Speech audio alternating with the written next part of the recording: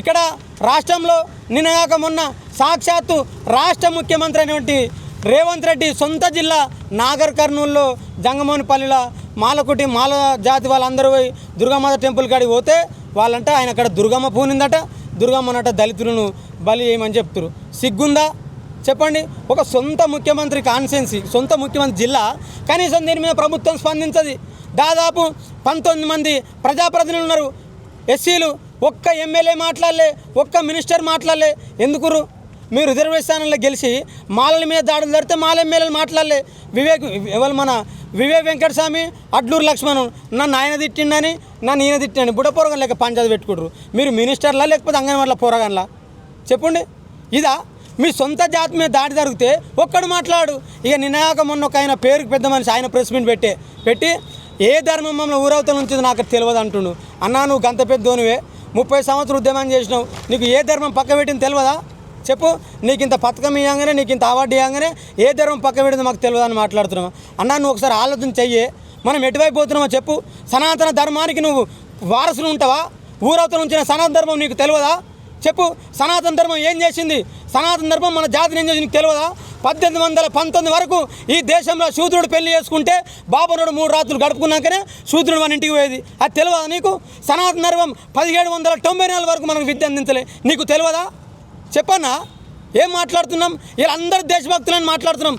దేశభక్తులం మేము, ఈ దేశ సంపద మాది చెప్పు. ఇంకెన్ని రోజులు? 1947 నుంచి నేటి వరకు దాదాపు 70 సంవత్సరాలు అవుతుంది దేశానికి స్వాతంత్రం వచ్చి.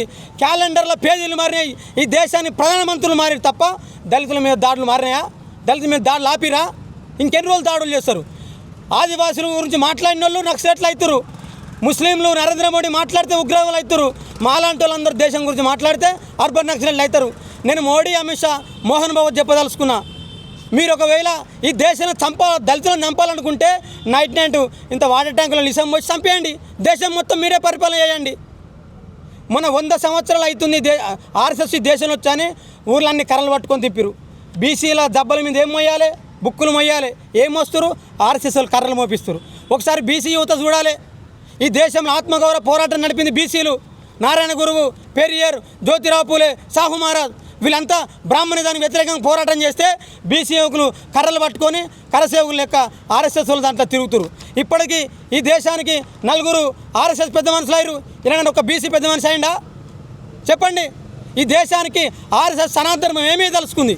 మూతికి ముంత, ముట్టికి చీపురు ఊరవతలు పెట్టదలుచుకుందా దేశంలో దళితులను చెప్పండి? ఒక్కడు మాట్లాడు దళితుల గురించి. ఎక్కడో ప్రపంచ దేశాల మీద దాడులు జరిగితే మాట్లాడిన వాళ్ళ మేధావులందరం ఇలా మరి సాటి మనిషిని మనిషిగా చూస్తలేరు. మరి దీని మీద ఎందుకు మాట్లాడలేకపోతారు? కాబట్టి మేమందరం కూడా యూనివర్సిటీ విద్యార్థులుగా, ఈ దేశ పౌరులుగా, ఈ దేశ ప్రజలను మేము కాపాడుకోవాలి. దళితుల మీద దాడులు జరిగితే కూడా మేము రిట్రీట్ దాడులు చేస్తాం. మీకు ఒక మాట చెప్పదలుచుకున్నాం, మేము కత్తులు పట్టి కథన రంగంలో దుంకుతే నెత్తురు నేల మీద పారించిన వాళ్ళం, భీమాకోరగా యుద్ధం చేసిన వాళ్ళం, మీ తాడదుంపులకు భయపడే వాళ్ళం కాదు మేము. కాబట్టి ఖచ్చితంగా దళితుల మీద దాడులు చేసినప్పుడు మేము తీవ్రస్థాయిలో ప్రతిఘటిస్తాం.